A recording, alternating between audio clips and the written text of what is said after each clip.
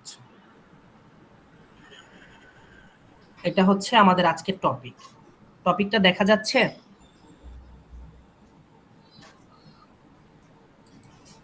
Kindly response করবেন। জি দেখা যাচ্ছে। ওকে, আমরা আজকে যে মেডিসিনগুলো নিয়ে আলোচনা করব সেটা হচ্ছে ড্যাজলোরাটাডিন, মন্টিলুকাস্ট, অ্যামব্রক্সল, ব্রোমেজিম হাইড্রোক্লোরাইড, লেবোসলবিউটামল, মেট্রোনিডাজল, প্রিডনিসোলন, বেটামিথাসোল। ওকে, আমরা এই জিনিসগুলো নিয়ে আলোচনার আগে সবার প্রথমে আমরা জানবো what is medicine and drug. Medicine এবং ড্রাগ কি সেটা কি আমরা জানি, বা মেডিসিন এবং ড্রাগের পার্থক্য আমরা বুঝি? কেউ কি বলতে পারবেন আমাকে? ওকে, আমি বুঝিয়ে দিচ্ছি। মেডিসিন কি? Any substance that is used to prevent, diagnose, treat or relieve symptoms of a disease or abnormal condition. সবাই কাইন্ডলি আপনাদের মাইক্রোফোন এবং ক্যামেরা নিজেদের কন্ট্রোলে রাখবেন, আপনার একজনের জন্য যেন সবার ডিস্টার্ব ফিল না হয়। হ্যাঁ, এই বিষয়টা একটু নিজেরা ক্লিয়ার করবেন, নিজ দায়িত্বে এই প্রবলেমটা সলভ করবেন।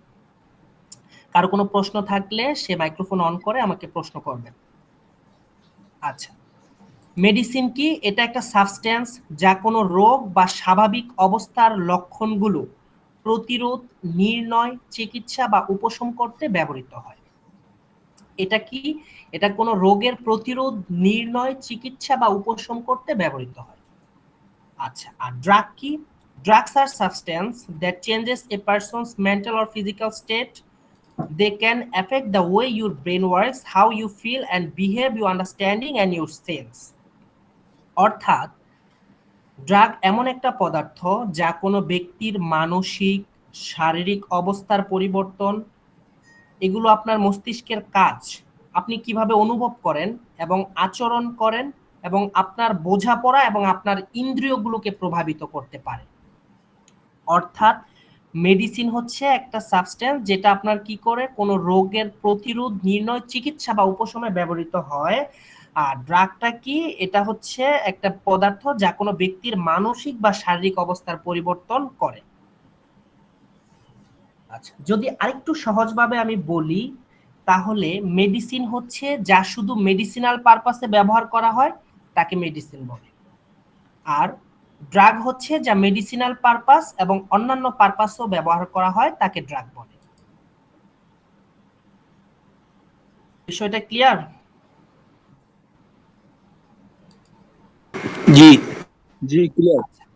মেডিসিন হচ্ছে এটা একটা নির্দিষ্ট মাত্রায় থাকবে এবং সরাসরি ব্যবহার করা যাবে। আর ড্রাগটা হচ্ছে এটা নির্দিষ্ট মাত্রায় থাকবে না, এটা সরাসরি ব্যবহার করা যাবে না। অর্থাৎ মেডিসিনটা হচ্ছে ব্র্যান্ড নেম, ড্রাগটা হচ্ছে জেনেরিক নেম। আপনারা কি ব্র্যান্ড নেম এবং জেনেরিক নেম সম্পর্কে অবগত? জি রেসপন্স প্লিজ। অবগত। ওকে, তাহলে আরেকটা জিনিস খেয়াল করেন, যেটা হচ্ছে যে সব মেডিসিনই ড্রাগ, কিন্তু সব ড্রাগ মেডিসিন নয়। বিষয়টা এমন যে সব ডাকাতি চোর, কিন্তু সব চোর ডাকাত নয়। ক্লিয়ার?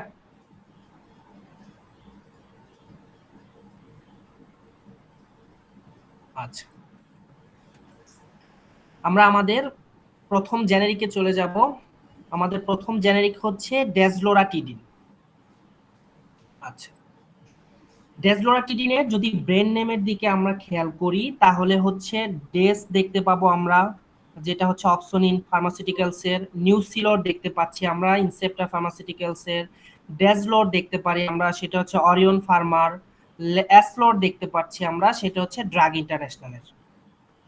এগুলো হচ্ছে ডেজলোরাটিডিনের ব্র্যান্ড নেম।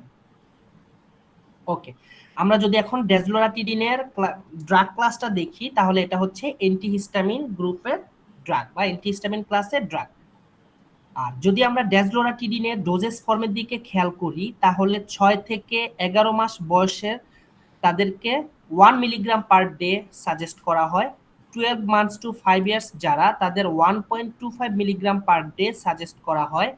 6 to 11 ইয়ার্স যারা তাদের 2.5 মিলিগ্রাম পার ডে সাজেস্ট করা হয়।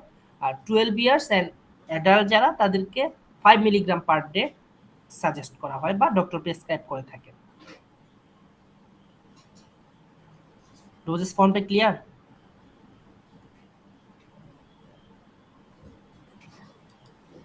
আচ্ছা, আমরা এবার ইন্ডিকেশনে চলে যাব। আমাকে সবাই ক্লিয়ার শুনতে পাচ্ছেন? জি শুনতে পাচ্ছি। জি পাচ্ছি। আচ্ছা, আমরা ইন্ডিকেশনে চলে যাই। আমরা যদি ইন্ডিকেশনের দিকে খেয়াল করি, অর্থাৎ এই ড্রাগটা কোন কোন ডিজিজের ক্ষেত্রে বা কোন কোন প্রবলেমের ক্ষেত্রে ব্যবহার হয়। আচ্ছা, তার আগে 1 মিনিট, কিছু পার্সন কলে অ্যাড হতে চাচ্ছে, তাদেরকে আমি একটু অ্যাড দিয়ে নেই। ওকে,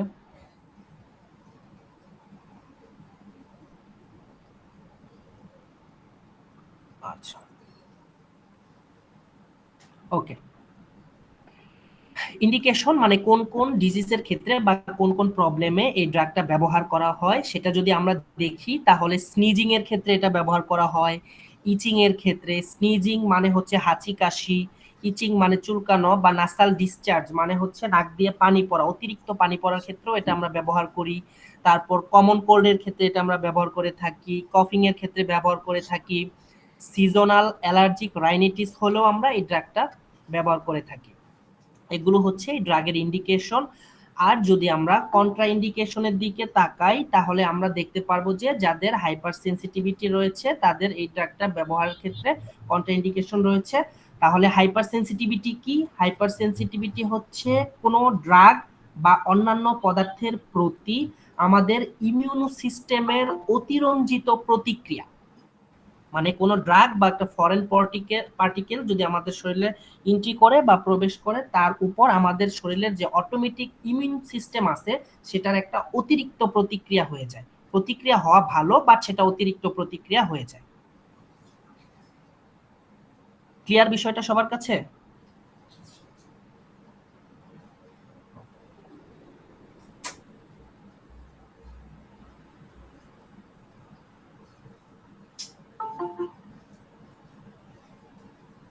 আচ্ছা, আমরা যদি ডেসলোরাটিডিনের সাইড ইফেক্টের দিকে খেয়াল করি, তাহলে আমরা দেখতে পাবো যে headache, urinary tract infection, diarrhoea, fever, upper respiratory infection. Okay, এখন হেডেক আমরা নরমালি বুঝি, ডায়রিয়া বুঝি, ফিভারও বুঝি। ইউরিনারি ট্র্যাক ইনফেকশনটা কি? ইউরিনারি ট্র্যাক ইনফেকশন হচ্ছে, এই urinary tract infection is an infection in any part of urinary system, মানে হচ্ছে আমার ইউরিনারি সিস্টেমের যে কোনো পার্টের একটা ইনফেকশন। তাহলে আমাকে বুঝতে হবে এখন আমাদের ইউরিনারি পার্টগুলো কি কি। যেমন সেটা হতে পারে কিডনি, ইউরেটাস, ব্লাডার, ইউরেথ্রা। এই পার্টগুলো হচ্ছে ইউরিনারি ট্র্যাকের অন্তর্ভুক্ত। এই পার্টগুলোর ইনফেকশন হতে পারে। হ্যাঁ, ডেসলোরাটিডিন ইউরেটাস নাকি ureter? Ureters, urethra, kidney, ureters, bladder, urethra, এগুলো সবগুলোই হচ্ছে ইউরিনারি সিস্টেমের পার্ট। ওকে, তারপর হচ্ছে upper respiratory infection. Upper respiratory ইনফেকশনটা কি? শ্বাসনালীতে রয়েছে বা আমাদের বডিতে যে শ্বাসনালীতে রয়েছে, যে শ্বাসনালী রয়েছে তা উপরের অংশের যে কোনো ধরনের ইনফেকশনকে বোঝানো হয়েছে। অর্থাৎ আমাদের বডির শ্বাসনালীর উপরের অংশের ইনফেকশনকে আমরা ইউরিনারি রেসপিরেটরি ইনফেকশন বলতে পারি।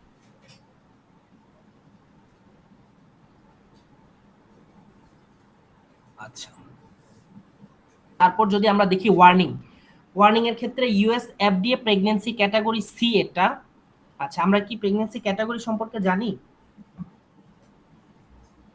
না, একটু বুঝাই দেন। আচ্ছা, প্রেগন্যান্সির কয়েকটা ক্যাটাগরি থাকে, সেটা হচ্ছে category A, B, C, D এবং এক্স। ক্যাটাগরি এক্স যেটা, সেটা নিয়ে এখন স্টাডি হয়নি। ক্যাটাগরি এ যেটা সেটা শুধুমাত্র মাইস এবং রেটের উপর স্টাডি হয়েছে, সেটা 50-50 সেফ আনসেফ। তাই ক্যাটাগরি এ অন্তর্ভুক্ত যে ড্রাগগুলো সেগুলো ডক্টরের পরামর্শ অনুযায়ী নিতে হবে, ব্যবহার করতে হবে। আর ক্যাটাগরি বি ক্যাটাগরি বিটা হচ্ছে প্রেগনেন্ট উইমেনের জন্য সেফ, অর্থাৎ শুধুমাত্র ক্যাটাগরি বি এর ড্রাগগুলো হচ্ছে প্রেগনেন্সি ক্যাটাগরি জন্য সেফ, বা সেফ বলতে পারি আমরা প্রেগনেন্ট উমেনের জন্য। আর সি আর বাকি রইল সি এবং ডি, এবং সি এবং ডি দুইটাই হচ্ছে আনসেফ। ডি নিয়ে এখন স্টাডি হয়নি। ওকে, এক্সক্রিয়েটেড ইনটু হিউম্যান মিল্ক, অর্থাৎ যেহেতু এটা হিউম্যান মিল্কে এক্সক্রিয়েট হয় সেহেতু এটা হচ্ছে প্রেগনেন্ট উমেনের জন্য আনসেফ। আর যেহেতু এটা হিউম্যান মিল্কে সিক্রিয়েশন হয়, গর্ভবতী মহিলারা যখন তার বেবিকে ব্রেস্ট ফিডিং করাবে ওই সময় এ ওষুধ ব্যবহারের পরামর্শ দেওয়া হয় না। মায়ের যদি একান্তই এই ওষুধ খেতে হয় তখন ব্রেস্ট ফিডিং বন্ধ রাখতে হবে। আর যদি বেবির ব্রেস্ট ফিডিং বন্ধ না রাখা যায় তাহলে মাকে এই ওষুধ গ্রহণ থেকে বিরত থাকতে হবে। ক্লিয়ার?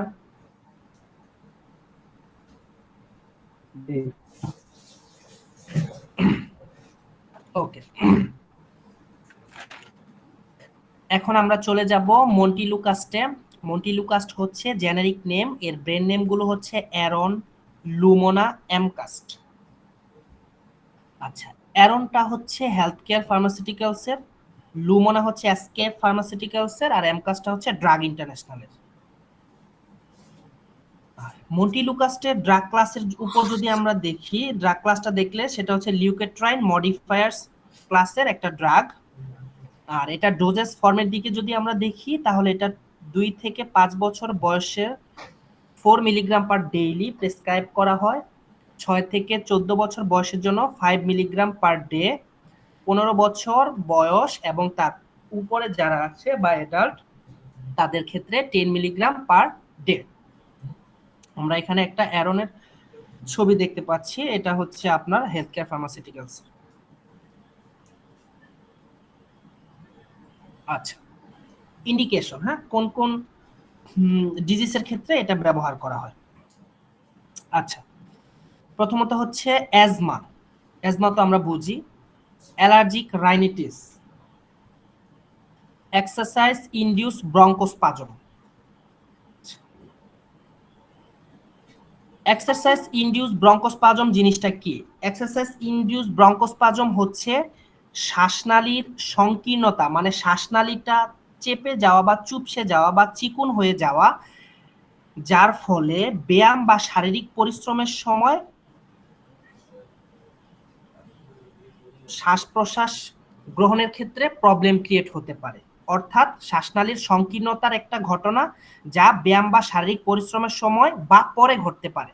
যখন আপনি কঠোর পরিশ্রম করবেন বা ব্যায়াম করবেন তখন আপনার শ্বাসনালী সংকীর্ণ বা চিকন হয়ে যেতে পারে।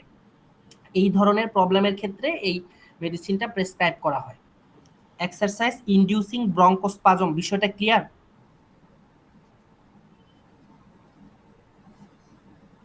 Response please. ক্লিয়ার। ওকে, কন্ট্রাইন্ডিকেশনের আপনারা রেসপন্স করবেন, হ্যাঁ, আমি যখন একটা টপিক শেষ করব কেউ একটু রেসপন্স করবেন তাহলে আমার পরের টপিকে যেতে প্রবলেম হবে না।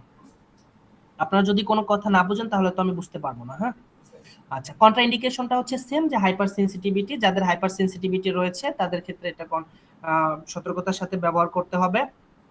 আর এটার সাইড ইফেক্টের দিকে যদি আমরা লক্ষ্য করি তাহলে হেডেক হতে পারে, অ্যাবডোমিনাল পেন হতে পারে, ডেন্টাল পেন হতে পারে, একজিমা হতে পারে, কফ হতে পারে। হেডেক, মাথা ব্যথা, এটা তো আমরা বুঝি। অ্যাবডোমিনাল পেন, তাহলে অ্যাবডোমিনাল পেইনটা এটা কোন ধরনের সাইড ইফেক্ট? অ্যাবডোমিনাল পেইনটা হচ্ছে বুক এবং কোমরের মাঝখানের জায়গায় ব্যথা অনুভব করা।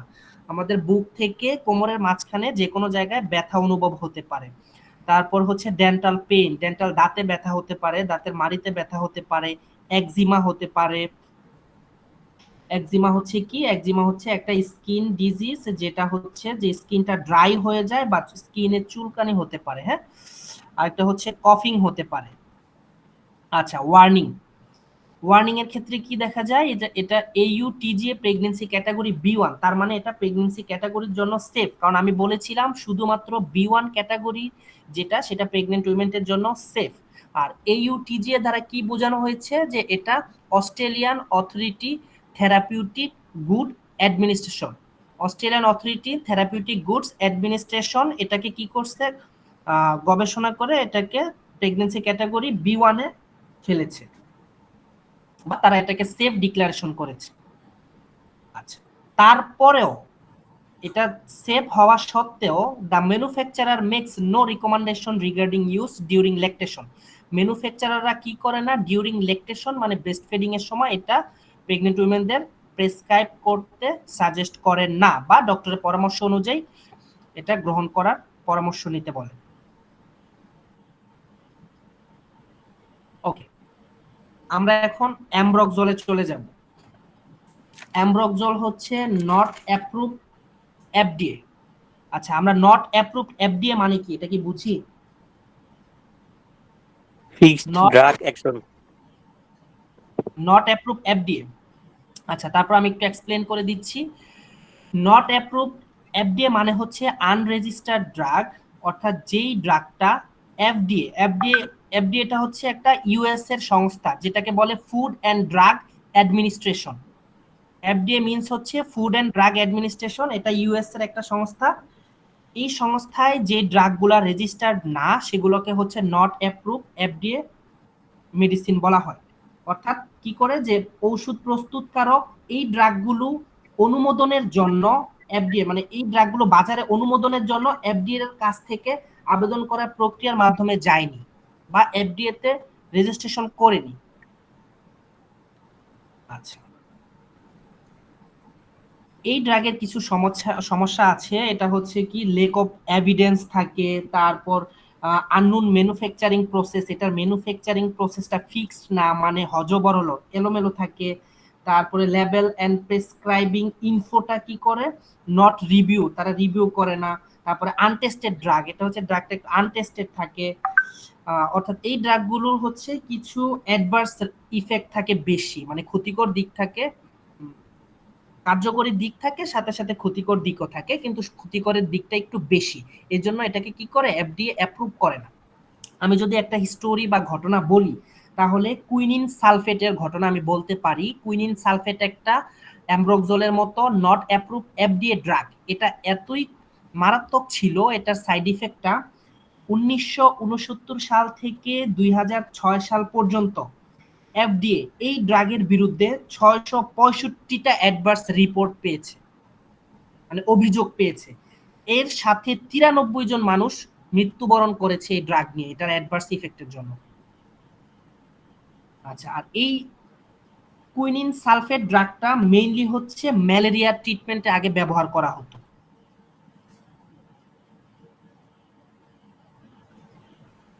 এটা হচ্ছে আনঅ্যাপ্রুভ। এরকম আরো অনেক ড্রাগ আছে, সার্চ দিলেই বেশ কিছু নাম পেয়ে যাবেন। তার ভিতর অ্যামব্রক্সল আছে, তারপর হচ্ছে কুইনিন সালফেট আছে, কার্বিনোক্সিমাইন আছে, আরো অনেক আছে, ইত্যাদি ইত্যাদি। আচ্ছা, এই ড্রাগের যে ব্র্যান্ড নেম সেগুলো হচ্ছে অ্যামব্রক্সল অ্যাসিসের, আর এই মাইরক্সটা হচ্ছে আপনার এসিআই ফার্মাসিউটিক্যালসের। আচ্ছা, আরেকটা এখানে দেওয়া আছে অ্যামব্রক্সল 75SR, এটা হচ্ছে আপনার স্কয়ার ফার্মাসিউটিক্যালসের, নিচে দেওয়া আছে। আচ্ছা, আর আমরা যদি এই ড্রাগের ক্লাসটা গ্রুপের একটা ড্রাগ, আর এই ড্রাগের ডোজেস ফর্ম নিয়ে যদি আমরা আলোচনা করি,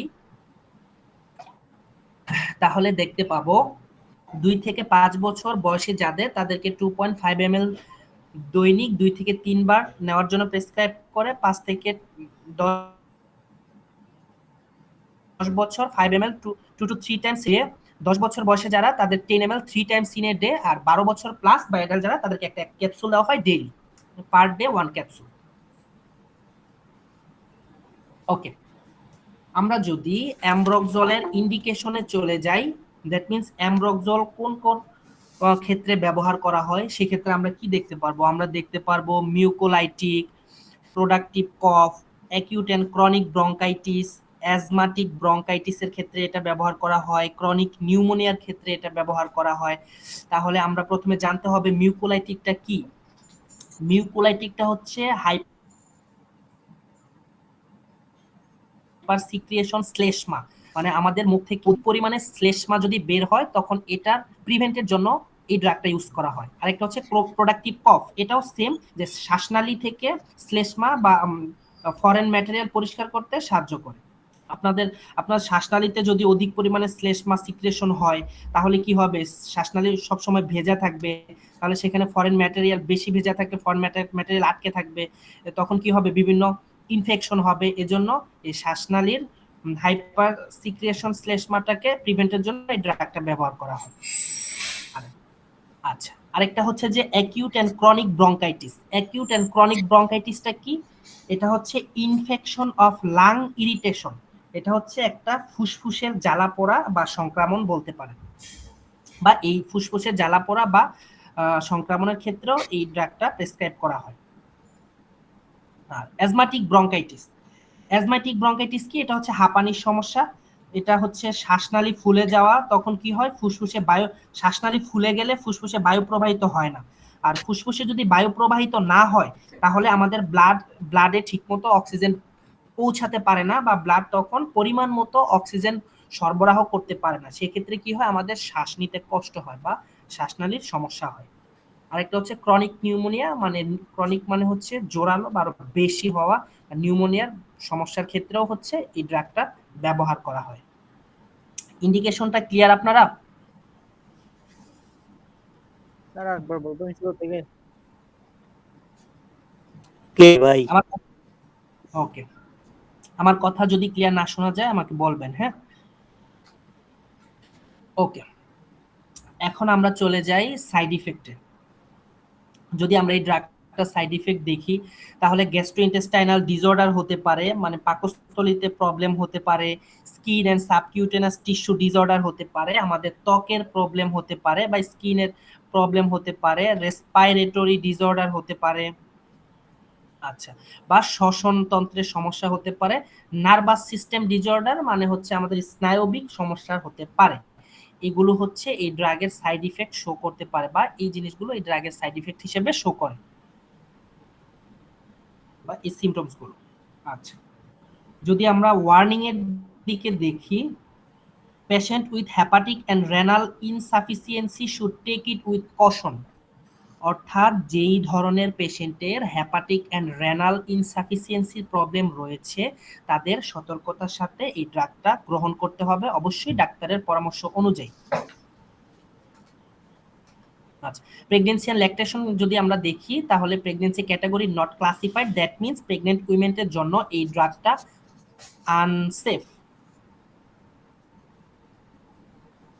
ওকে, যেহেতু আগের ড্রাগটা এফডি আনঅ্যাপ্রুভ ছিল তাহলে এটা আনসেফ হবে প্রেগন্যান্ট উইমেনদের জন্য, এটা স্বাভাবিক।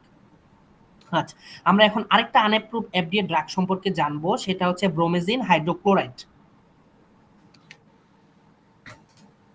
আচ্ছা, ব্রোমেজিন হাইড্রোক্লোরাইডের ব্র্যান্ড নেম যদি আমরা দেখি তাহলে সেটা হচ্ছে ব্রোমেক্সাইন মিউকোলাইক্স, আর এটা ড্রাগ ক্লাসটা হচ্ছে মিউকোলাইটস। আর যদি এর ডোজেস ফর্মের দিকে আমরা খেয়াল করি, 2 থেকে 5 বছর বয়সের ক্ষেত্রে 4 মিলিগ্রাম পার ডে, 6 থেকে 11 বছর বয়সের ক্ষেত্রে 4 to 8 milligram per day, 12 years and ওল্ডারের ক্ষেত্রে 8 to 12 milligram per day prescribe করা হয়।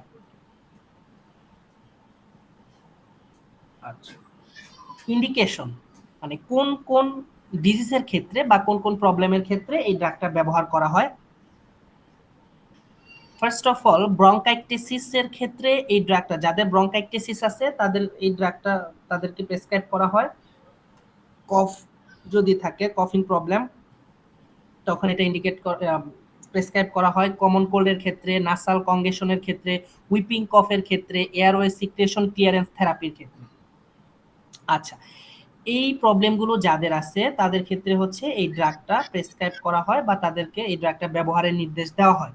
এখন আমাদের জানতে হবে ব্রঙ্কাইটিসিসটা কি। ব্রঙ্কাইটিসিসটা হচ্ছে দীর্ঘমেয়াদী ফুসফুসের শ্বাসনালীর সমস্যা। এটা হলে ফুসফুসের শ্বাসনালী প্রশস্ত হয়ে যায়, যার ফলে অতিরিক্ত শ্লেষ্মা তৈরি হয়, যা আগেই বলেছিলাম একটু আগেই যে অতিরিক্ত শ্লেষ্মা তৈরি হলে যা ফুসফুসকে সংক্রমণের জন্য আরো ঝুঁকিপূর্ণ করে তোলে। ব্রঙ্কাইটিসিসটা ক্লিয়ার?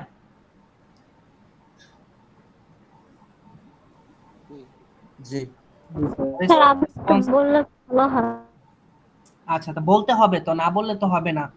ব্রঙ্কাইটিসিসটা হচ্ছে দীর্ঘমেয়াদী ফুসফুসের শ্বাসনালীর সমস্যা। দীর্ঘমেয়াদী ফুসফুসের শ্বাসনালীর সমস্যা, এটা হলে ফুসফুসের শ্বাসনালী মোটা হয়ে যায়। ফুসফুসের শ্বাসনালীর আয়তন যদি বেড়ে যায় তাহলে সেখানে কি হবে, শ্লেষ্মার পরিমাণ বেড়ে যাবে। আর এই শ্লেষ্মার পরিমাণ বেড়ে যাওয়া শ্বাসনালীতে তার মানে কি, ওই জায়গাটা ভেজা থাকবে বেশি সময় ধরে। দেন ওই জায়গাটা বেশিক্ষণ ধরে ভেজা থাকা মানে হচ্ছে ফুসফুসে কি হবে, সংক্রমণের জন্য ঝুঁকিপূর্ণ হয়ে যাবে। বিষয়টা ক্লিয়ার? জি স্যার। ওকে। কফ কমন করে আমরা বুঝি নাসাল কনগেশন। আচ্ছা, নাসাল কনগেশনটা হচ্ছে নাকের পরিপূর্ণতা অনুভূতি। নাসাল কনগেশন হচ্ছে যেমন আমাদের নাক অনেক সময় কি হয়, ঠান্ডা লাগলে পরিপূর্ণ বা ভরা ভরা লাগে, বাট হচ্ছে কোনো পানি পড়ে না, বা এই টাইপের প্রবলেমের ক্ষেত্রেও হচ্ছে এটা ইউজ করা হয়। আর উইপিং কাশি, উইপিং কফ, উইপিং কফ হচ্ছে যে আমাদের ফুসফুস এবং শ্বসনতন্ত্রের যে টিউবগুলা থাকে, ওই টিউবগুলা যদি ব্যাকটেরিয়া দ্বারা ইনফেকশন হয় বা সংক্রমণ হয়, সেই ক্ষেত্রেও এই মেডিকেশনটা ইউজ করা হয়। এয়ারওয়ে সিক্রেশন ক্লিয়ারেন্স থেরাপি মানে হচ্ছে যে আমাদের শ্বাস প্রশ্বাসে যেন আমরা সহজে শ্বাস প্রশ্বাস নিতে পারি, সেক্ষেত্রে বা কারো শ্বাস প্রশ্বাসের প্রবলেম হলে সেক্ষেত্রে এই ড্রাগটা প্রেসক্রাইব করা হয়। আচ্ছা, আর কন্ট্রাইন্ডিকেশনের দিকে যদি দেখি, এটা সেম, হাইপার সেন্সিটিভিটি আর আয়োডোসিনক্রেটিক রিঅ্যাকশন। হাইপার সেন্সিটিভিটি আর একটা নাম হচ্ছে আয়োডোসিনক্রেটিক রিঅ্যাকশন। যাদের হাইপার সেন্সিটিভিটি রয়েছে তাদের ক্ষেত্রে এই ড্রাগটা ডক্টরের পরামর্শ অনুযায়ী ব্যবহার করতে হবে বা সতর্কতার সাথে ব্যবহার করতে হবে।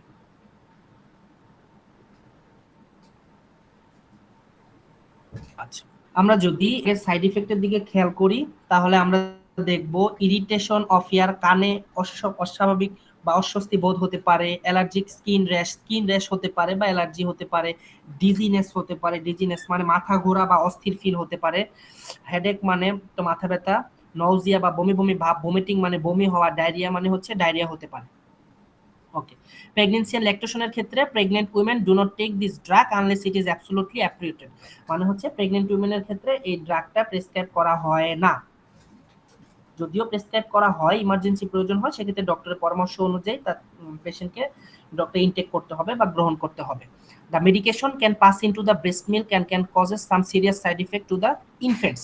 যেহেতু এই ড্রাগটা ব্রেস্ট মিল্কে হচ্ছে সিক্রিয়েশন হয় এবং causes some serious side effect to the infant, এবং ইনফ্যান্ট বা শিশুর বাচ্চার ক্ষেত্রে কি করতে পারে, ব্রেস্ট ফিডিং করালে সিরিয়াস সাইড ইফেক্ট শো করতে পারে, সেক্ষেত্রে এই ড্রাগটা হচ্ছে কি করা হয়, প্রেগনেন্ট উইমেনের জন্য প্রেসক্রাইব করা হয় না। ওকে। যদি আমরা ড্রাগ ইন্টারঅ্যাকশন দেখি, এটা ব্রঙ্কিয়াল নিঃসরণে অ্যান্টিবায়োটিক এজেন্টগুলোর অনুপ্রবেশ বাড়ায় দেয়। অর্থাৎ হচ্ছে যে অ্যান্টিবায়োটিক এজেন্টগুলো অনুপ্রবেশ বাড়ায় দেয় সেগুলো হচ্ছে অ্যামোক্সিসিলিন, এরিথ্রোমাইসিন এবং সেফোরোক্সিম। হ্যাঁ, এই অ্যান্টিবায়োটিকগুলোর কি করে, ব্রঙ্কিয়াল নিঃসরণে অনুপ্রবেশগুলো বাড়ায় দেয় বা এই এজেন্টগুলোর প্রবেশগুলোকে বাড়িয়ে দেয়। আচ্ছা, আমাদের পরবর্তী যে জেনেরিক নেম সেটা হচ্ছে লেবোসালবিউটামল। আমরা যদি লেবোসালবিউটামলের দিকে খেয়াল করি তাহলে আমরা দেখতে পাবো ব্র্যান্ড নেমটা হচ্ছে ব্রডিল লেবো 1 আর হচ্ছে ব্রিজি। ব্রডিল লেবো 1টা হচ্ছে এসিআই লিমিটেডের, আর ব্রিজিটা হচ্ছে আপনার এসকে ফার্মাসিউটিক্যালসের, যেটা হচ্ছে ব্রডিল লেবো 1 ফার্মাসিউটিক্যালসের। আর এটা ড্রাগ ক্লাসটা যদি আমরা দেখি তাহলে short acting selective beta two adreno receptor stimulants, অর্থাৎ এই ড্রাগ ক্লাসের ড্রাগ হচ্ছে এটা।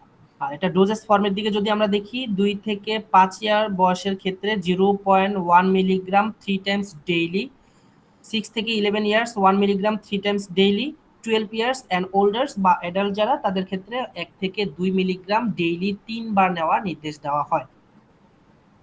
ক্লিয়ার? জি স্যার।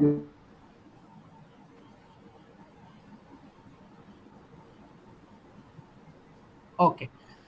আমরা যদি এখন এই ড্রাগের ইন্ডিকেশনের দিকে যাই তাহলে আমরা দেখতে পারবো অ্যাজমা এবং ক্রনিক অবস্ট্রাকটিভ পালমোনারি ডিজিজ।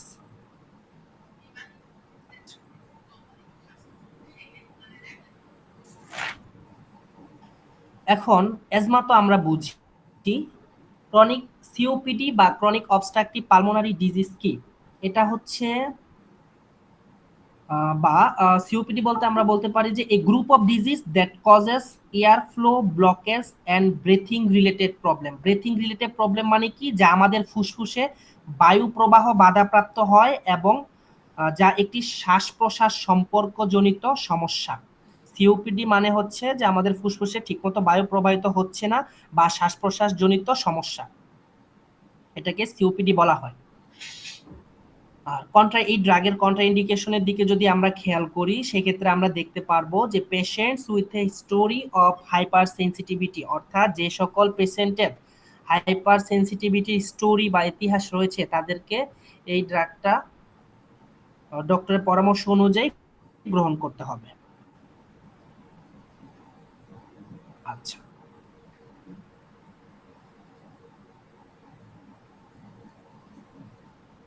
আমরা যদি সাইড ইফেক্টের দিকে দেখি তাহলে এই ড্রাগের যে সাইড ইফেক্ট গুলো আছে সেগুলো হচ্ছে hypokalaemia, palpitation, muscle cramp, epigastric pain, nausea, vomiting, diarrhoea.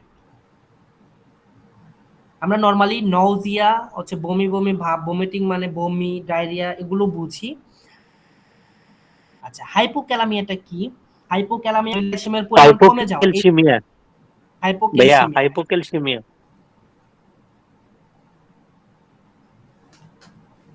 Sorry, hypocalcaemia. Hypocalcaemia হচ্ছে যে শরীরে ক্যালসিয়ামের পরিমাণ কমে যাওয়া, সাইড ইফেক্ট হিসেবে শরীরে ক্যালসিয়ামের পরিমাণটা কমে যেতে পারে।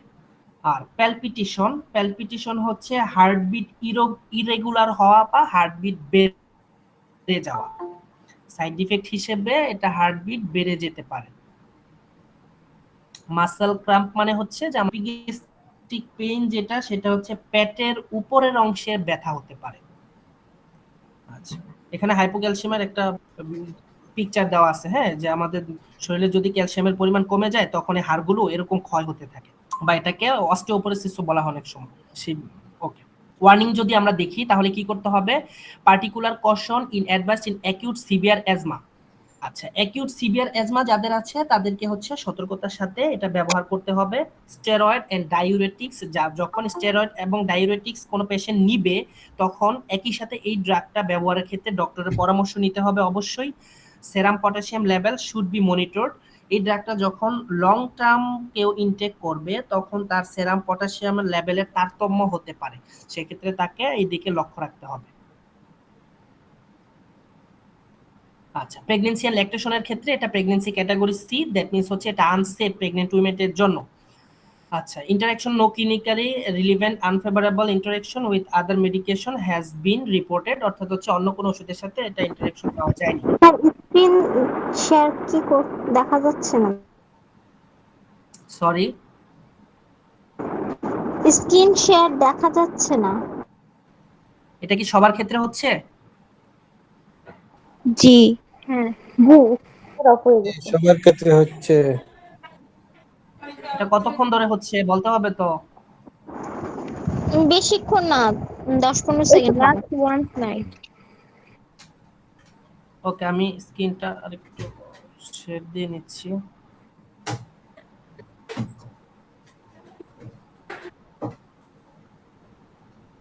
আচ্ছা, স্ক্রিন শেয়ার যদি কখনো দেখা না যায় তখন সাথে সাথে বলতে হবে, হ্যাঁ।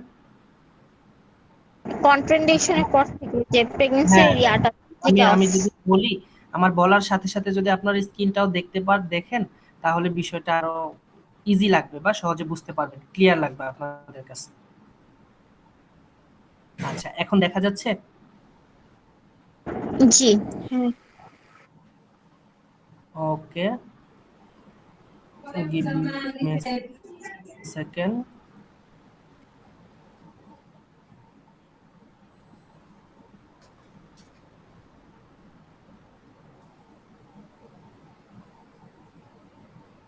আচ্ছা, আমরা এটা warning muscle cramp, epigastric pain এগুলো বুঝতে পেরেছি তো?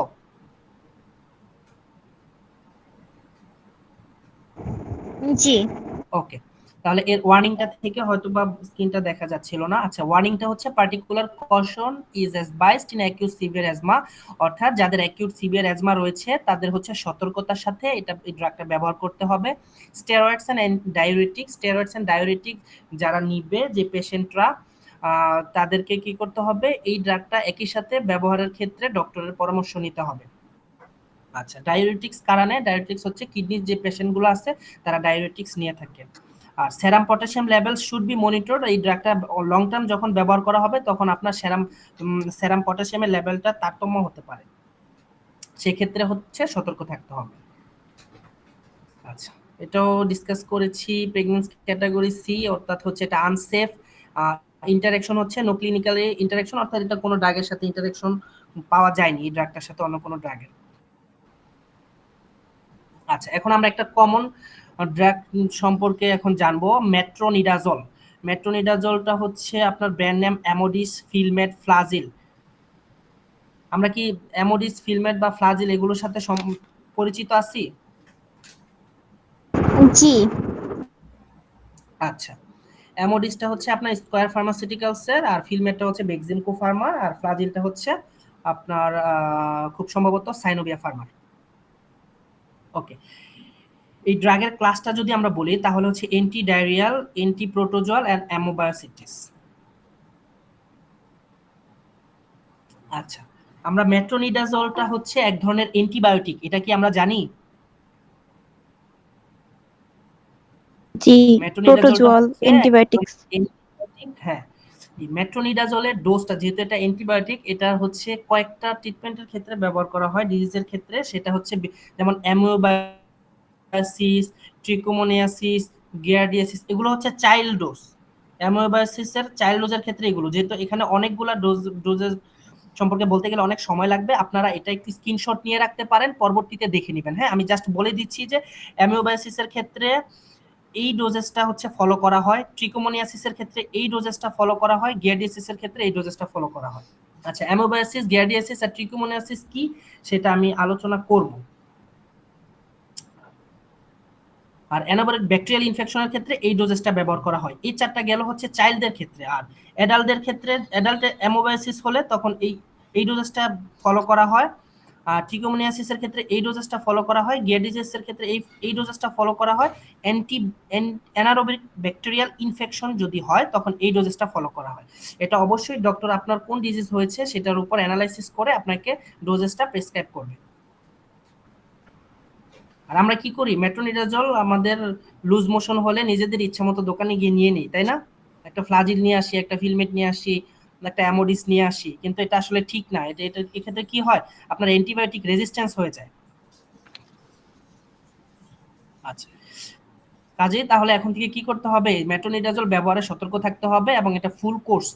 এর কয়েকটা যে ডোজগুলো দেওয়া আছে ওখানে দেখবেন যে 3 দিনের ডোজ আছে, 5 দিনের ডোজ, বা 7 দিনের ডোজ, বা 10 দিনের ডোজ দেওয়া আছে। এই ডোজগুলো মেনটেন করার চেষ্টা করবেন সবসময়, ওকে? আদারওয়াইজ অ্যান্টিবায়োটিক রেজিস্ট্যান্স হয়ে যাবে।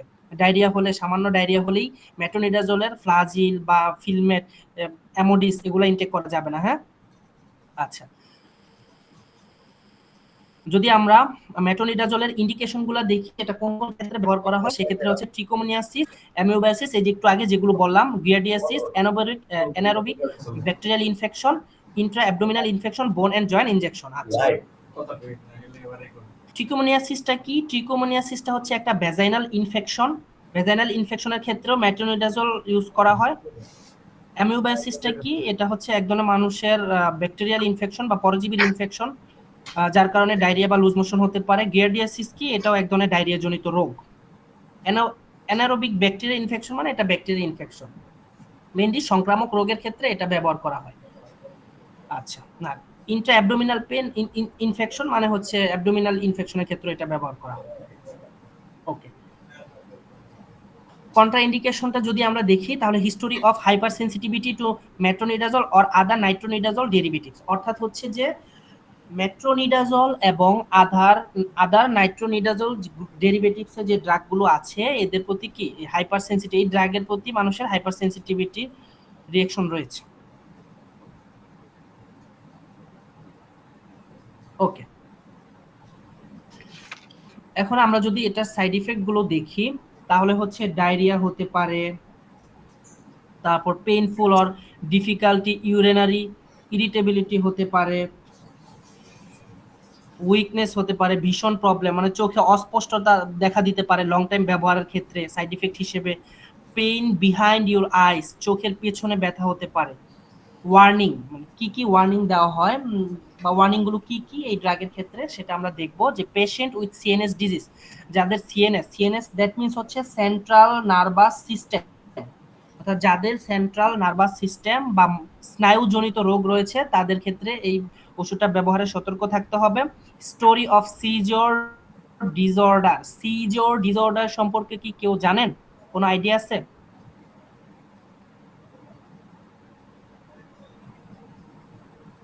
Response please. জি না স্যার। আচ্ছা, আমি তাহলে এটা ডিসক্রাইব করছি যে সিজর ডিসঅর্ডারটা হচ্ছে ওয়ান কাইন্ড অফ, এটার আরেকটা নাম আছে সেটা হচ্ছে ইপিলিপসি। মৃগী রোগ। এই সিজর ডিসঅর্ডারটার আরেকটা নাম, হ্যাঁ হ্যাঁ, মৃগী রোগ বলে যেটাকে।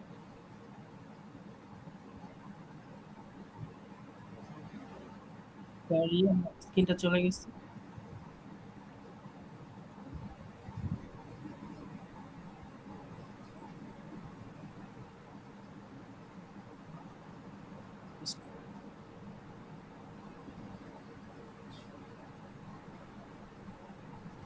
ওকে, সিজর্ডার মানে হচ্ছে যে ইপিলেপসি বলা হয়।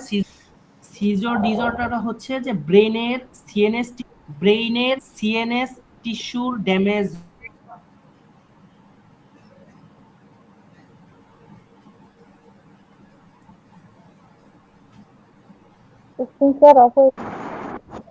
স্ক্রিন চলে গেছে।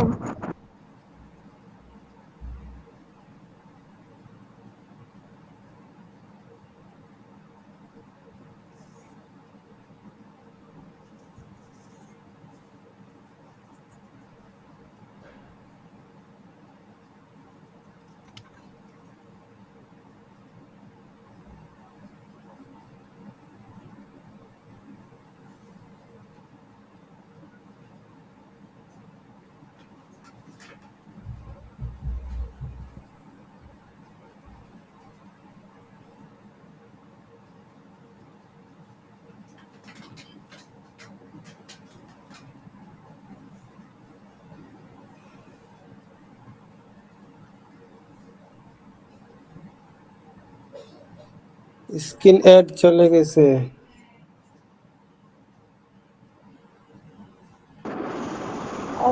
হোস্টই তো না।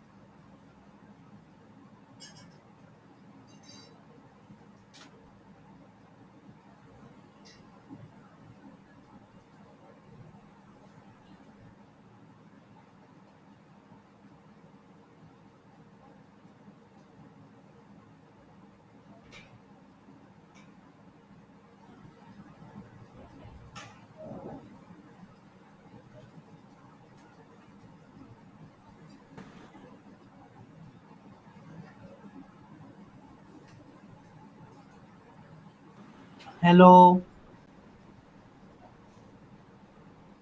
আপনারা আমার কথা শুনতে পাচ্ছেন? জি, স্ক্রিন তো জি নাই। শুনতে পাচ্ছি। স্ক্রিনটা একটু চলে গেছে, তাই তো? জি, আর কথাও এতক্ষণ শোনা যাচ্ছিল না, আমি আচ্ছা আচ্ছা, আমি ছিলাম। একটু খেয়াল করিনি, এটা নেটওয়ার্ক ইস্যু। এটা ওয়ার্ল্ড ওয়াইড যে কোনো মুহূর্তে হতে পারে। আর আমাদের বাংলাদেশের নেটওয়ার্ক তো বুঝেন, আর কি বলবো, এটা তো আমাদের আসলে হাতে নেই। এটা এই প্রবলেম সলভ করতে হলে গভর্নমেন্টকে কাজ করতে হবে। সমস্যা নেই, আমি আবার আপনাদের এক্সপ্লেন করে দিচ্ছি। আমরা কোথায় ছিলাম একটু বলবেন, কোন জায়গা থেকে স্টপ হয়েছে?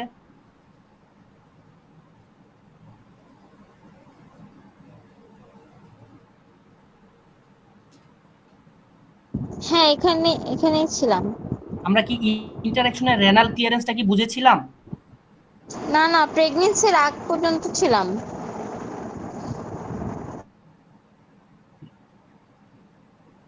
ওকে, আমি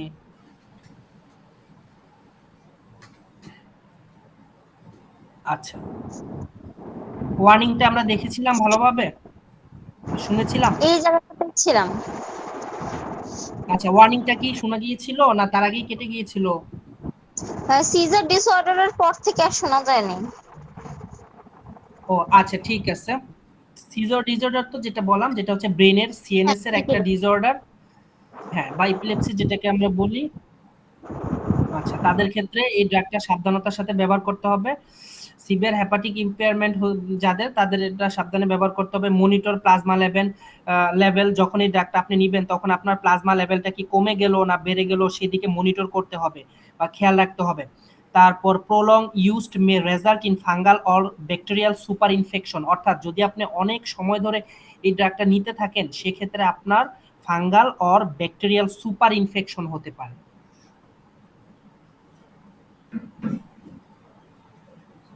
ওকে, প্রেগন্যান্সি এন্ড ল্যাকটেশনের ক্ষেত্রে pregnancy category 1 metronidazole is present in human milk, অর্থাৎ এটা প্রেগন্যান্ট ওমেনদের জন্য আনসেফ, যেহেতু এটা কি করে যে হিউম্যান মিল্কে প্রেজেন্ট থাকে বা সিক্রিয়েশন হয়। আচ্ছা, ইন্টারঅ্যাকশনটা আমরা দেখব, যেটা কার সাথে ইন্টারঅ্যাকশন করে। May increase risk of lithium toxicity, আমাদের শরীরে যদি কোনো হেভি মেটাল লিথিয়াম থাকে তাহলে সেটা কি করে, এই লিথিয়ামের টক্সিসিটিটাকে বাড়িয়ে দেয়, যেটা আমাদের জন্য ক্ষতিকর। আরেকটা জিনিস সেটা কি করে, যেটা মারাত্মক প্রবলেম, সেটা হচ্ছে যে may reduce the renal clearance resulting to increase toxicity of 5-ফ্লোরোইউরাসিল, অর্থাৎ আমরা যখন 5-ফ্লোরোইউরাসিল একটা মেডিকেশন নিব তার সাথে সাথে যদি মেট্রোনিডাজল নেই সেক্ষেত্রে এই রেনাল ক্লিয়ারেন্সটা কি হবে, কমে যাবে। রেনাল ক্লিয়ারেন্সটা কি তাহলে? রেনাল ক্লিয়ারেন্স হচ্ছে আমাদের শরীরে ব্লাডটা ফিল্টার হওয়া। ফিল্টার কিসের মাধ্যমে হয়? কিডনির মাধ্যমে হয়। অর্থাৎ কিডনি আমাদের শরীরের ব্লাডটাকে ফিল্টার করে বিশুদ্ধ ব্লাডটাকে হৃৎপিণ্ডে পাঠিয়ে দেয়। আর ব্লাডের ভিতর ফিল্টারের পর যে দূষিত পদার্থগুলো থাকে সেগুলো মূত্র এবং মলের মাধ্যমে আমাদের বডি থেকে বের করে দেয়। এই যে একটা প্রসেস, কিডনি ব্লাডটাকে ফিল্টার করছে, সেটাকেই হচ্ছে রেনাল ক্লিয়ারেন্স বলে। রেনাল ক্লিয়ারেন্সের বিষয়টা ক্লিয়ার? জি স্যার। আচ্ছা, ঠিক আছে। ওকে, এখন আমরা চলে যাব আমাদের পরবর্তী জেনেরিকে, যেটা হচ্ছে প্রিডনিসোলন। আচ্ছা, প্রিডনিসোলনের দিকে যদি আমরা দেখি তাহলে এটার ব্র্যান্ড নেম গুলো হচ্ছে বেক্সিপিয়ার 10 আর হচ্ছে কর্টান। বেক্সিপিয়ার 10 হচ্ছে বেক্সিমকো ফার্মাসিউটিক্যালস এর, আর কর্টানটা হচ্ছে আপনার ইনসেপ্টা ফার্মাসিউটিক্যালস এর। আচ্ছা, এটা হচ্ছে গ্লুকোকর্টিকয়েডস গ্রুপের বা ক্লাসের ড্রাগ। এটা ডোজেস ফর্মের দিকে যদি আমরা দেখি তাহলে আমরা দেখব চাইল্ডের ক্ষেত্রে 0.1 থেকে 2 milligram per KG per day, অর্থাৎ পেশেন্টের বডি ওয়েটের সাথে ক্যালকুলেট করে ডক্টর এটা প্রেসক্রাইব করেন। এটা ডোজটা প্রেসক্রাইব করে থাকেন পেশেন্টের বা চাইল্ডের বডি ওয়েটের ক্যালকুলেশনের মাধ্যমে। এটা বেবির বডির ওয়েট কতটুকু সে অনুযায়ী ডোজটা ক্যালকুলেট করা হয়। আর অ্যাডাল্টের ক্ষেত্রে 2.5 থেকে 60 মিলিগ্রাম ডেইলি। আচ্ছা, এটার ইন্ডিকেশনের দিকে যদি আমরা যাই তাহলে আমরা দেখব অ্যালার্জিক ইনফ্লামেশন, মানে অ্যালার্জিক ইনফ্লামেশন হলে ড্রাগটা প্রেসক্রাইব করা হয়। অ্যাকিউট অ্যাজমার ক্ষেত্রে এটা প্রেসক্রাইব করা হয়। নেফ্রোটিক সিনড্রোমের ক্ষেত্রে প্রেসক্রাইব করা হয়। তাহলে নেফ্রোটিক সিনড্রোমটা কি? নেফ্রোটিক সিনড্রোমটা হচ্ছে যে প্রস্রাবের সাথে প্রোটিন যাওয়া, সেটাই হচ্ছে নেফ্রোটিক সিনড্রোম। যাদের এই ধরনের প্রবলেম আছে তাদেরকে এই ড্রাগটা প্রেসক্রাইব করা হয়। আর সিভিয়ার অ্যাজমার ক্ষেত্রেও এটা প্রেসক্রাইব করা হয় রিউমেটয়েড আর্থ্রাইটিস। রিউমেটয়েড আর্থ্রাইটিস মানে হচ্ছে এই যে ছবিটা আমরা দেখতে পাচ্ছি, এই জয়েন্টে জয়েন্টে ব্যথা, বিভিন্ন জয়েন্টে জয়েন্টে ব্যথা, সেটা হচ্ছে রিউমেটয়েড আর্থ্রাইটিস। এই ধরনের ডিজিজের ক্ষেত্রেও এই ড্রাগটা প্রেসক্রাইব করা হয়। আচ্ছা, আর এটার কন্ট্রাইন্ডিকেশনের যদি আমরা দেখি তাহলে হচ্ছে লাইভ ভ্যাকসিন আর হচ্ছে সিস্টেমিক ইনফরমেশন।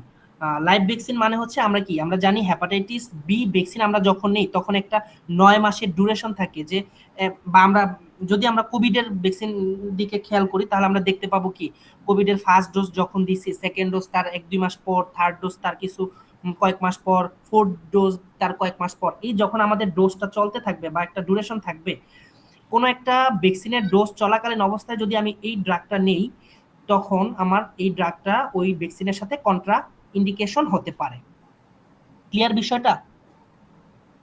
জি। আচ্ছা, আরেকটা হচ্ছে সিস্টেমিক ইনফেকশন। সিস্টেমিক ইনফেকশন মানে হচ্ছে ব্লাড ইনফেকশনকে বোঝানো হয়েছে। আমাদের শরীরের ব্লাড ইনফেকশনটাকে সিস্টেমিক ইনফেকশন বলে। ব্লাডেও ইনফেকশন হওয়ার পসিবিলিটি আছে।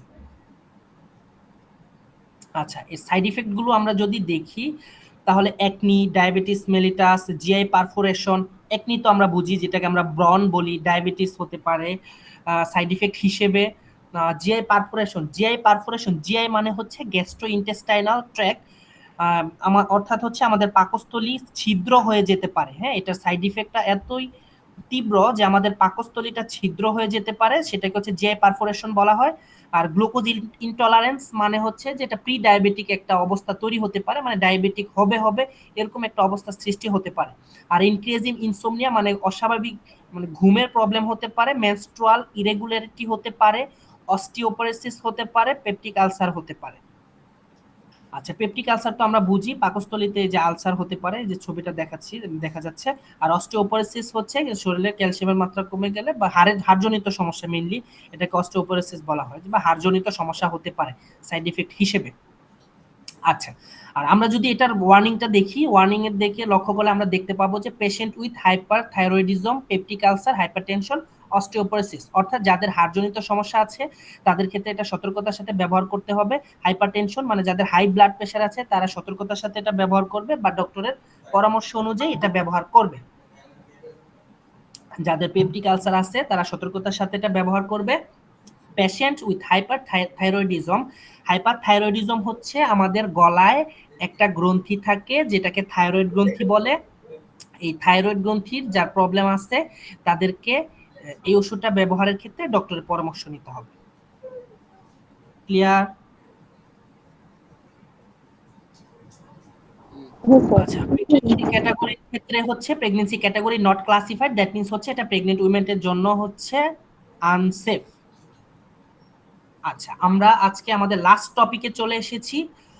আমাদের লাস্ট টপিকটা হচ্ছে ব্যথামিটাসন। আমরা এটা নিয়ে আলোচনা করব। তার আগে বলে নেই, আমরা 20 মিনিট মেডিকেল থেকে আমার ক্লাস শেষে আমি সবাইকে একটা কোশ্চেন করব। সেই কোশ্চেনের অ্যান্সারটা যে সবার আগে এবং সঠিক দিবে গুগল মিটে কমেন্ট বক্সে, তাকে 20 মিনিট মেডিকেলের পক্ষ থেকে একটা গিফট দেওয়া হবে। আচ্ছা, আমাদের লাস্ট টপিক হচ্ছে বেটামিথাসন। বেটামিথাসনের ব্র্যান্ড নেম হচ্ছে বেটা এ বা বিটসন। বেটা এ যেটা, সেটা হচ্ছে একমি ট্যাবলেট বা একমি ফার্মাসিউটিক্যালসের, আর বেটসন যেটা সেটা হচ্ছে অপসনিন ফার্মাসিউটিক্যালসের। আর এই বেটসনটা হচ্ছে মেইনলি অয়েন্টমেন্ট বা ক্রিম, ছবিতে দেখতে পাচ্ছেন আপনারা।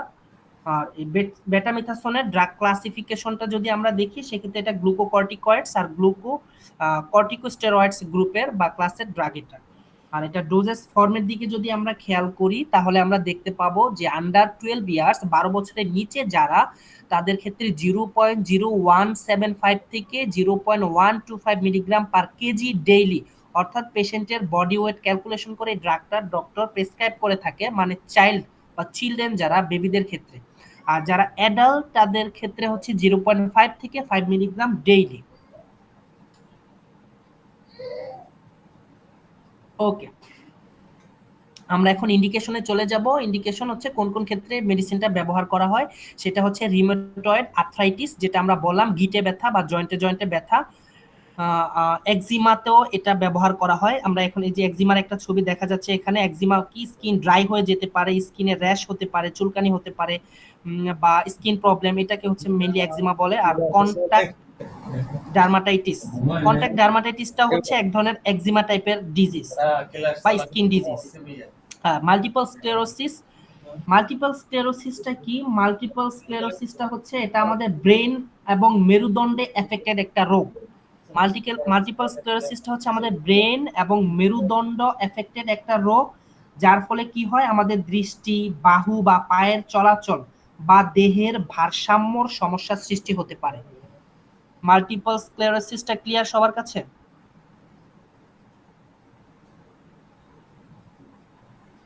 Response please. হ্যালো। জি ক্লিয়ার। হাড্ডির কোনো রোগ? আচ্ছা, মাল্টিপল স্ক্লেরোসিসটা হচ্ছে এটা আমাদের ব্রেন এবং মেরুদণ্ড এফেক্টেড একটা রোগ। এই রোগটা হলে আমাদের দৃষ্টি, যেহেতু ব্রেন প্রবলেম, ব্রেনের রোগ, তাহলে আমাদের দৃষ্টির প্রবলেম হতে পারে।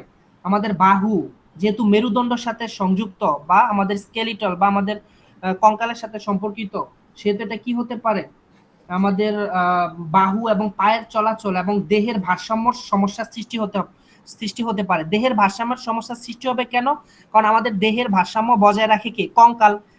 আমাদের যদি কঙ্কাল না থাকতো তাহলে কি আমরা সোজা হয়ে দাঁড়াতে পারতাম? পারতাম না। তাহলে আমরা সাপের মতো, সরীসৃপ প্রাণীর মতো হয়ে যেতাম, তাই না? সো কঙ্কাল যেহেতু আমাদের দেহের ভারসাম্য বজায় রাখে, আর যেহেতু এটা হচ্ছে আমাদের কি বলে মেরুদণ্ড প্রবলেম, সেহেতু এটা কি করবে আমাদের দেহের ভারসাম্য সমস্যার সৃষ্টি করবে। ক্লিয়ার? মানে এটার জন্য প্যারালাইসিসও হতে পারে? হ্যাঁ হ্যাঁ, প্যারালাইসিস হতে পারে। ওকে, তারপর হচ্ছে লিউকেমিয়া। লিউকেমিয়াটা কি সেটা বলি।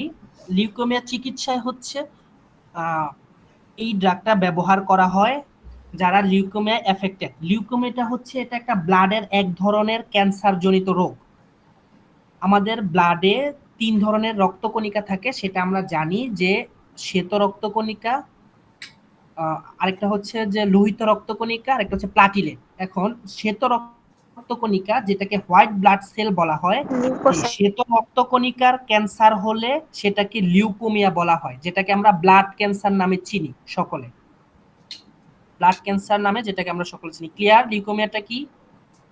জি। One kind of blood cancer. অর্থাৎ যাদের ব্লাড ক্যান্সার হয় তাদেরকে এই বেটামিথাসোন প্রেসক্রাইব করা হয়। আচ্ছা, তারপর কন্ট্রাইন্ডিকেশনটা যদি আমরা দেখি তাহলে এক্ষেত্রে হাইপার সেন্সিটিভিটিটা আমরা দেখব, আর হচ্ছে সিস্টেমিক ফাঙ্গাল ও অ্যাকিউট ইনফেকশন। সিস্টেমিক ফাঙ্গাল মানে হচ্ছে আমাদের ব্লাডে ফাঙ্গাল ইনফেকশন হতে পারে। হ্যাঁ, এটা হচ্ছে কন্ট্রাইন্ডিকেশন।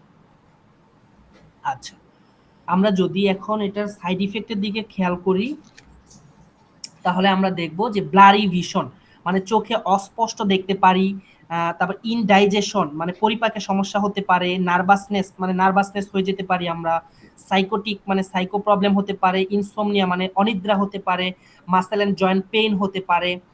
এগুলো হচ্ছে এই ড্রাগের সাইড ইফেক্ট। আর ওয়ার্নিংটা যদি আমরা খেয়াল করি তাহলে আমরা দেখব যে আনকন্ট্রোল ডায়াবেটিক্স, মানে ডায়াবেটিক্সটা কি হবে কন্ট্রোলের বাইরে চলে যেতে পারে। কনজেস্টিভ হার্ট ফেইল হতে পারে। হার্ট ফেইল মানে হচ্ছে হৃৎপিণ্ডে রক্ত সরবরাহ বন্ধ হয়ে যেতে পারে। হ্যাঁ, একটা জিনিস খেয়াল রাখবেন, হার্ট ফেইল হয় হচ্ছে হৃৎপিণ্ডে, আর স্ট্রোক হচ্ছে হয় ব্রেনে। স্ট্রোক কখনো হার্টে হয় না। হ্যাঁ, এই জিনিসটা খেয়াল করবেন। আচ্ছা, স্ট্রোক হয় ব্রেনে, আর হার্ট ফেইল বা হার্ট অ্যাটাক এটা হয় হচ্ছে হৃৎপিণ্ডে। ওকে, হাইপারটেনশন হতে পারে, বা যাদের হাই ব্লাড প্রেশার তাদের প্রবলেম হতে পারে। ইপিলিপসি, যে ইপিলিপসি তো আমি বললাম একটু আগে যে সিজর প্রবলেম, যেটা হচ্ছে ব্রেনের সিএনএস নার্ভাস সিস্টেমে প্রবলেম হতে পারে। আর হাইপার থাইরয়েডিজম কি, এটাও বলেছিলাম আগে। হ্যাঁ বলেন। হাইপোথাইরয়েডিজম লেখা। হাইপো আচ্ছা সরি, এটা এখানে স্পেলিং মিস্টেক আছে, হাইপোথাইরয়েডিজম হবে।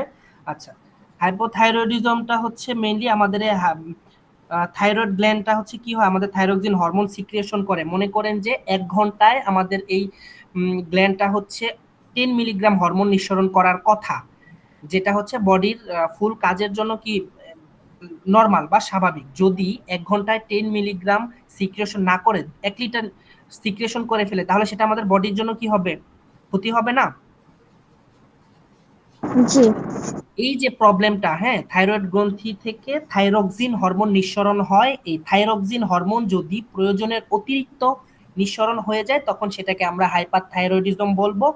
আর এই হাইপারথাইরয়েডিজমের প্রবলেম যাদের আছে তাদের এই ড্রাগ ব্যবহারে সতর্কতা অবলম্বন করতে হবে এবং ডক্টরের পরামর্শ অনুযায়ী ব্যবহার করতে হবে। এটা হচ্ছে ওয়ার্নিং হাইপারথাইরয়েডিজমের ক্ষেত্রে। আচ্ছা, আমরা আমাদের লাস্ট স্লাইডে চলে আসছি। প্রেগন্যান্সি এন্ড ল্যাকটেশনের ক্ষেত্রে প্রেগন্যান্সি ক্যাটাগরি সি, অর্থাৎ এটা হচ্ছে আনসেফ প্রেগন্যান্ট উমেনের জন্য। আর ইন্টারেকশন যদি দেখি, dose of anti diabetics and anti hypertensive need to be increase, অর্থাৎ যখন আমরা অ্যান্টি ডায়াবেটিক মেডিকেশন নিব এবং অ্যান্টি হাইপারটেনসিভ মেডিকেশন নিব, ওই মেডিকেশন যখন নিব তখন যদি এই ড্রাগটা আমরা ইউজ করি তখন কি করবে, এই অ্যান্টি ডায়াবেটিক আর অ্যান্টি হাইপারটেনসিভ ড্রাগের কাজটাকে সে কমিয়ে দিবে। তাই তখন কি করতে হবে, ডোজটাকে বাড়িয়ে ইউজ করতে হবে যেন আমাদের যতটুকু যতটুকু অ্যাকশন দরকার সেই অ্যাকশনটুকু আমরা পাই। আচ্ছা, আরেকটা হচ্ছে ডিক্রিজ সেরাম কনসেন্ট্রেশন, অর্থাৎ আমাদের সেরাম কনসেন্ট্রেশনটাকে এটা কি করতে পারে, কমিয়ে দিতে পারে। That's all about from me. Thank you everyone.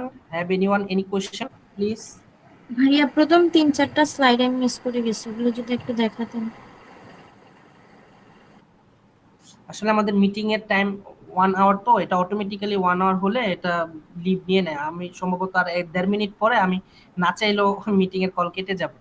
আচ্ছা, আপনি যেটা মিস করেছেন এক কাজ করেন, আপনি এটা হচ্ছে স্ক্রিনশট দিয়ে রাখেন। দেন যদি কোনো স্লাইড বুঝতে প্রবলেম হয় এটা আমাকে, আমি গ্রুপে মেসেজ দিব, মেসেজ দিলে দেন আমাকে নক দিন ওই আইডিতে, তাহলে আমি আপনাকে ডিসক্রাইব করে দেবো। আমি শুরু থেকে এই যে আপনাদের বলি যে সবাইকে ঠিকমতো সঠিক সময় জয়েন করার জন্য, এটা হচ্ছে প্রবলেম। কারণ এই যে দেখেন আপনি প্রথম কয়েকটা স্লাইড কিন্তু হয়তোবা লেট করছেন, এই জন্য মিস করছেন, বাট আমি কিন্তু একদম ব্রিফলি প্রত্যেকটা জিনিস একদম ব্রিফলি সুন্দরভাবে বুঝিয়ে বুঝিয়ে প্রথমে ডিসক্রাইব করে গেছি।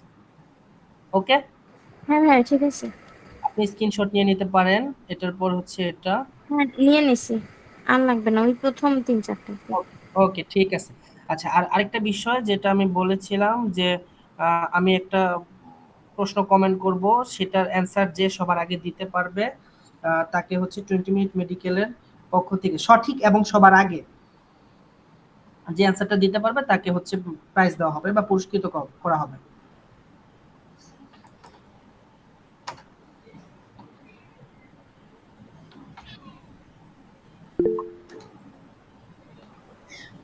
আপনাদের 1 মিনিট 1.5 মিনিট সময় দেওয়া হবে, এর ভিতরে আপনারা এটা কমেন্ট করে ফেলবেন। যে সবার আগে কমেন্ট করবে তাকে পুরস্কৃত করা হবে।